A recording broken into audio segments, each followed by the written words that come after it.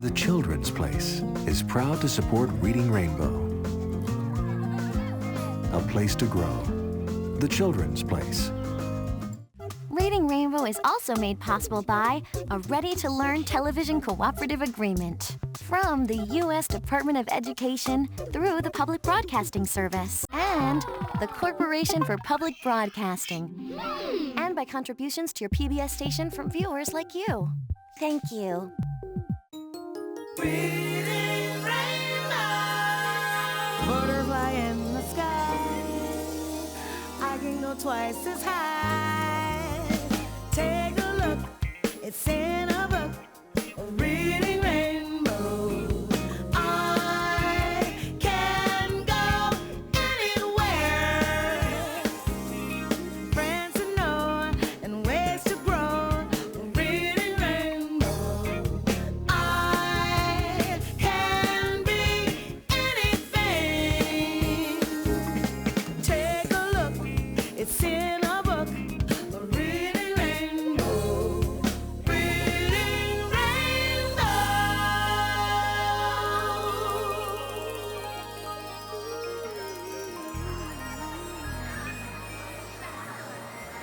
It's a beautiful morning in downtown New York City. From the way things look, it's a typical day in a typical neighborhood. But this neighborhood isn't typical at all, because right behind me is what they called Ground Zero. It was here that on September 11th, 2001, a terrible tragedy happened. 2 planes crashed into the World Trade Towers that used to be right there. But the buildings aren't there anymore because they collapsed, and it was a very dangerous and a very frightening time for everybody. The World Trade Center used to tower over this neighborhood. But after September 11th, all that was left was dust and debris.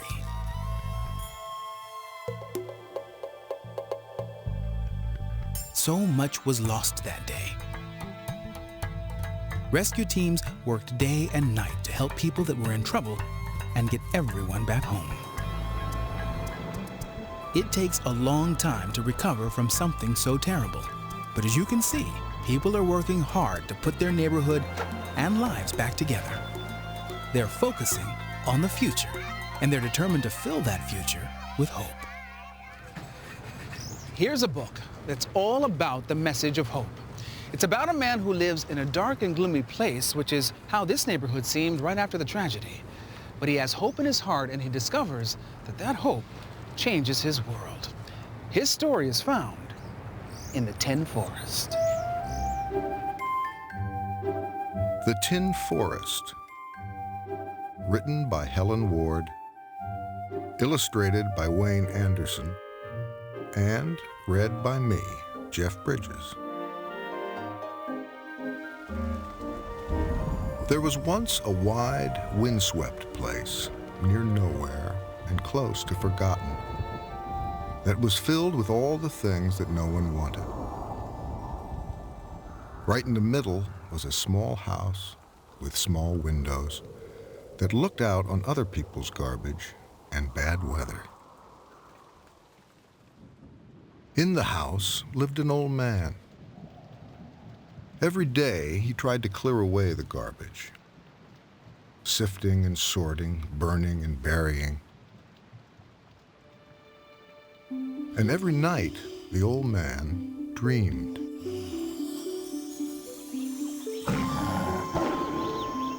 He dreamed he lived in a forest full of wild animals. There were colorful birds, tropical trees, exotic flowers, toucans, tree frogs, and tigers. But when he awoke, the world outside was still the same. One day, something caught the old man's eye, and an idea planted itself in his mind.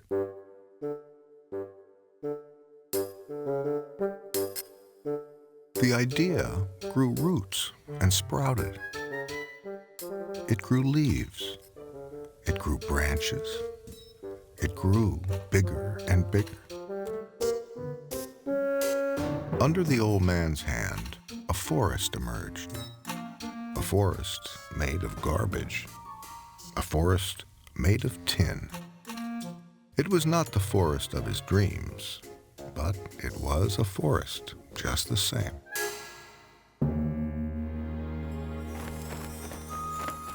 Then one day, across the barren plain, the wind swept a small bird.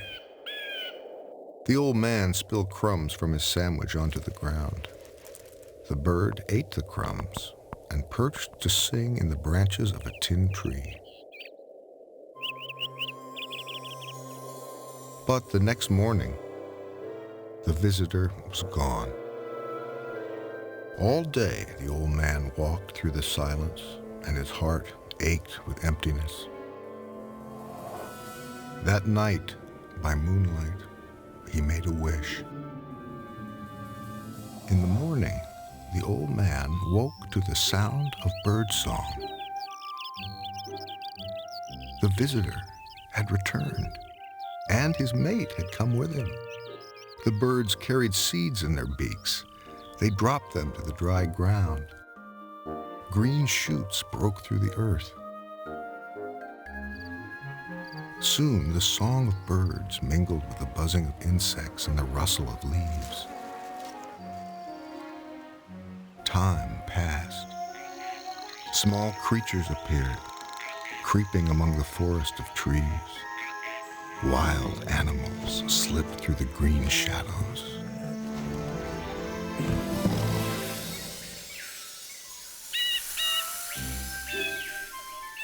There was once a forest, near nowhere and close to forgotten, that was filled with all the things that everyone wanted. Right in the middle was a small house with small windows, and in the house lived an old man who never stopped dreaming.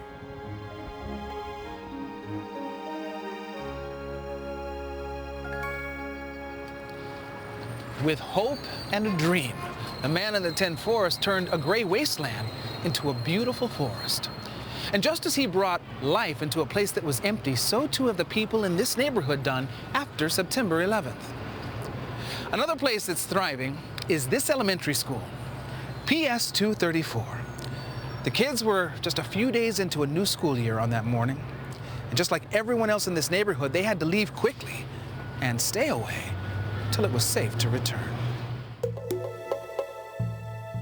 Soon after they had arrived for school that day, the kids at PS 234 had to rush from their classrooms and go to safety. They left their school and neighborhood and didn't return until months later. During that time, they went to another school, in a building far away from the danger. This school, St. Bernard's, hadn't been used for years and didn't have many desks or chairs. It was uncomfortable, but the students were determined to be brave and make the best of the situation.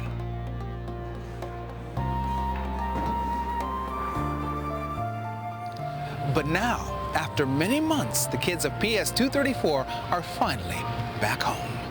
Come on. Hi, you guys. Hi. How you doing? Good. If it's all right with you, I wanted to talk a little bit about what happened on September 11th. Is that all right with you guys? Yeah. Because for me, I live in California, which is 3,000 miles away, and it was incredibly scary for me watching it on television, but I can't even imagine what it would have been like being this close. Right out the window there, you could see the towers. What was it like for you guys on that day? My friend's dad all of a sudden came running and saying, "Oh my God, this something happened really scary, and there's this plane that crashed into the Twin Towers." It was just scary because I saw lots of debris coming out, and I saw the fire. I kept saying to my stepdad, "It's gonna fall down, it's gonna fall down," and he kept saying, "No, it's not." And then a few seconds later, it just fell right down, and I was stuck in a whole crowd of people. I was also worried about my mom, and so I just was really stressed. I want to talk for a second about some of the things that are on the table here. I find it extraordinary that you guys received thousands of gifts from people all over the world. My favorite gift that I got was a little stuffed animal. We've got so many things. We didn't even just get cards and stuff. We also got books, toys, and people also put on shows for us. It really makes me feel good that all the people around the world really care about us. What is it that you guys would like to say to the world? Thank you, because they're really being nice to us, sending us out everything and making us cheer up and stuff. Even if you people out there, if you speak Chinese or Australian, if you don't know what I'm saying, I still want to say thank you so much for giving us support and helping us feel better. So tell me about what it's like being back here now. It feels like good to be back in our school. We're here a lot, like 6 hours on weekdays, and so this is like half of our house. When I was at St. Bernard's, I really thought about how much I really loved PS234, and I made me realize how much I took for granted for all the good things that we had in PS234. And because of just so many people trying to help us, we're okay, and now we're even better than we were before.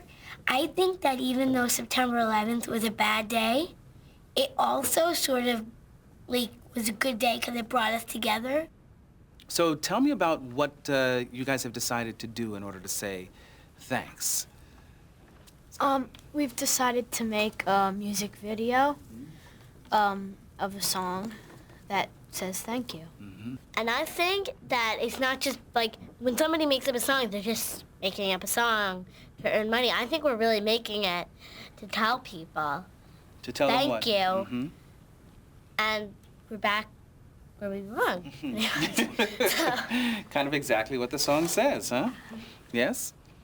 You know, I think this music video project is going to be incredible. The kids are writing a song. They're taking pictures, creating artwork, even choreographing steps. Everyone's contributing in order to make sure that this is a project that comes directly from their hearts.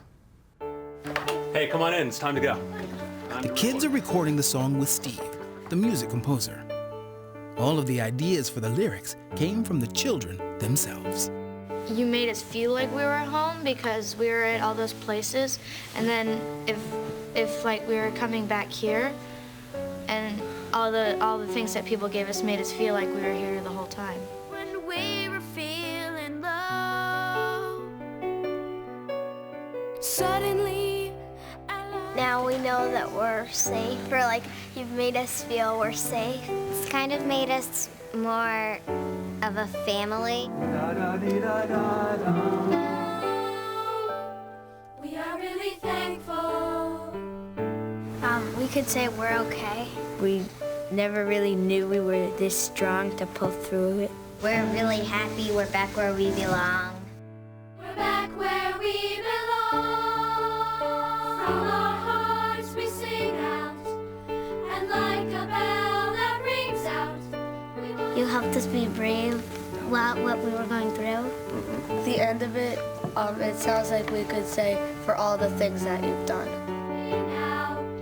Our hearts are feeling free now, and with our smiles we show back where we belong.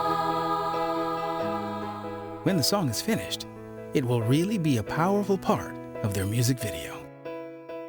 A little more on North America. Yeah. Because each year in Europe should be kind of here, right? The kids are creating a mural that will be the title for the music video.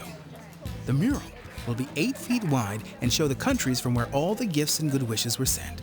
Of course, I had to stop by and help. Is that it? Hey guys. Hi. How we doing? Fine. Your part of the project is just the tracing and the cutting. Yeah. So we just start anywhere? Yeah. Real water. Mine does too, but no fish. Thin blue paper is pasted down to make the ocean background. No fish today in the water. It's kind of like glue, but it just sticks on this kind. How's that? Good? Okay. Each group traces out a continent on a foam board and then carefully cuts it out. Ta-da! Material is placed over the continents and cut to match the shape. There's a different fabric for each continent. Cut. Since the mural will be the title for the video, letters are created to spell out "We're back where we belong." Here we go, we got our H.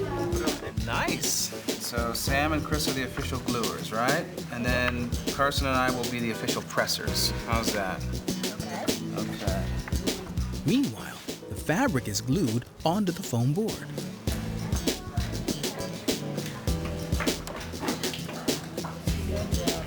Here we go. Asia. I think we did a pretty good job. Finally, all the pieces are hurried together. We're back where we belong. Hi, you guys. Hello. Hi. This is a really interesting part of the project. I want you to tell me all about it. You guys actually went out into the neighborhood with cameras, and then what did you do? We took pictures all around the paper. And what did you take pictures of? Different places that helped us and that were really thankful and supported us. Mm-hmm. And so who did you end up coming back with pictures of? Who are these guys? This is Fire Company what? Ladder 8. Ladder 8. They're on Church Street. On Church Street. They filmed Ghostbusters in the building, and it's really famous. They all came to the rescue. I want to take photos of them and thank them. How are you? What's up, buddy? How you doing? There's a lot of nice firefighters there. Hey, how are you? All right? Say cheese. Cheese. Wow. So they're going to be a part of the project. These are friends of yours, Jack? These are the people from Tribeca Grand, and they helped everyone when September 11th happened, and they did. And Tribeca Grand is a... hotel. It's a hotel. It was important to me to get the photo for the Tribeca Grand because my family stayed there while we were displaced. I think that it could have been a lot worse, like a lot of more buildings could have fell down, so I think I'm lucky. Who else did you come back with a photograph of? Who is that? That's the owner of a shop called Alpha's, and they stayed open on September 11th. They let firemen and policemen stay there and eat there and be there every time that they needed to be. I do think it was better to share this time with other people than to go through it alone, because if I went through it alone, it'd be pretty hard because I could be thinking, maybe I'm the only person who's feeling like this. I wonder if they're feeling like this. Wave now? And where are we here, Jack? This is a grocery store on the inside, and Right. they help by staying open. So they stayed open so that people could get the things that they needed to keep going. Very important, a great way to help. A lot of my friends tried to comfort me, and I tried to comfort them, so we felt better. I changed a little bit. Now when people are sad or something happened, I try to help them even more than I did before. I feel proud of that. Can we have a picture? Oh, sure, no problem. Okay. All right, you ready? Smile. Smile. Yep. Cool. Tell me what it was like going to another school for a while. Did you ever really get completely comfortable there, do you think? Not really. No? I think we always really missed, while we were there, I think we always really missed PS 234. Did you ever think you'd hear yourself say that you really missed your school? No.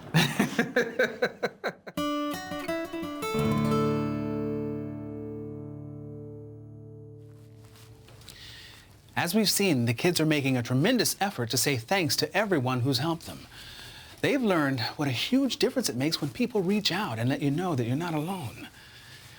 These 10,000 paper cranes were made by school children in Japan by hand. They symbolize hope and the possibility of fulfilling all of your dreams. This gift and all these others were sent from around the world as messages of love. They lifted the kids' spirits and were an important part of their process of healing. If you're ever going through a rough time, the students at PS 234 would like to help you out by suggesting some books that will make you feel better. But you don't have to take my word for it. Hi, I'm Austin. Have you ever felt sad when something bad happened? If you have, then I recommend reading this book. It's called On That Day. This book made me feel better after September 11th. It explains what happened on that day. I really like the illustrations. They look like colored tissue paper and jump off the page. My favorite picture is when they show two friends playing together. It's nice to read a book that makes you feel good. This book helped me a lot, and that's why I recommend it. Have you ever done something good and thought that no one noticed? Well, that's what happened to Mole in this book, Mole Music. It's a wonderful story of a mole who plays his violin underground in his mole hole. He only plays at night and thinks that no one hears him. But his music floats up through a tree, and his mole music touches many people. Mole is so talented. My favorite part is the end because it's a happy one. I'm Molly, and if you're looking for a little inspiration, then Mole Music is the book for you. You'll love it. Hi, I'm Megan. Did you know that good and wonderful things happen every day? Well, that's the title of this book, The Wonderful Happens. If you think about it, special things happen every day. Things like bread baking, birds flying, and roses growing. We sometimes take these things for granted and don't notice them, but they happen every day. Just look at these beautiful pictures. They really make you appreciate all the stuff around you. If you want to feel safe and comfortable, you should really read this book. It will definitely help. I'm glad I looked for this book in my library because I found that the wonderful happens every day. And now, here are the students of PS 234 to say thanks to the people of the neighborhood and all over the world who were there when they needed you most. Because of you, they're back where they belong.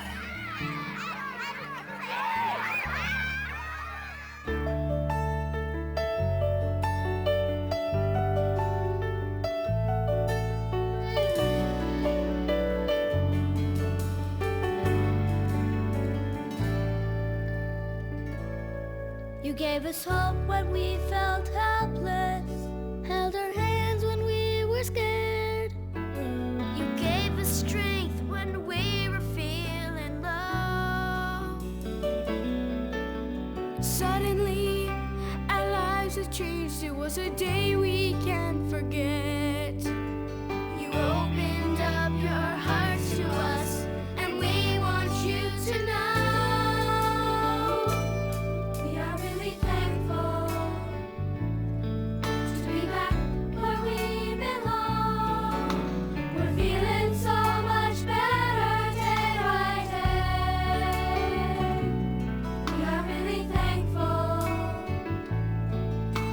Happy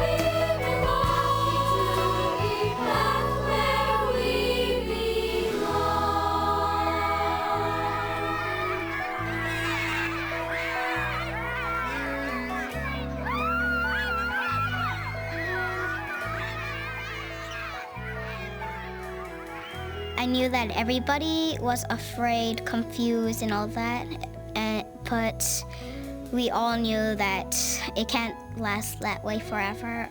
Everybody had to be nice to each other and try to help people. It was a terrible day, but I think we can come back together. We all wish we lived in a perfect world. And if we could make it that way, we would. But the world is not perfect.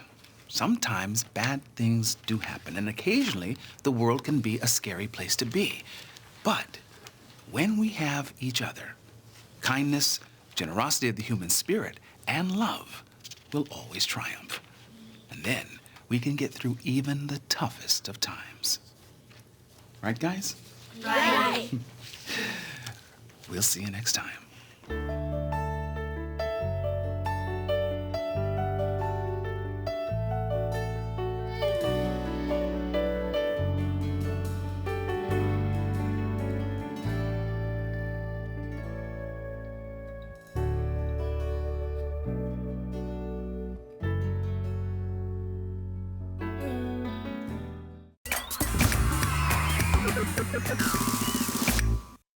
Today's Reading Rainbow books are The Tin Forest, written by Helen Ward, illustrated by Wayne Anderson, published in the United States by Dutton Children's Books.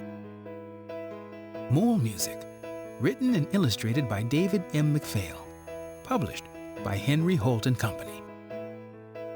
The Wonderful Happens, written by Cynthia Rylant, illustrated by Coco Dowley, published by Simon & Schuster Books for Young Readers.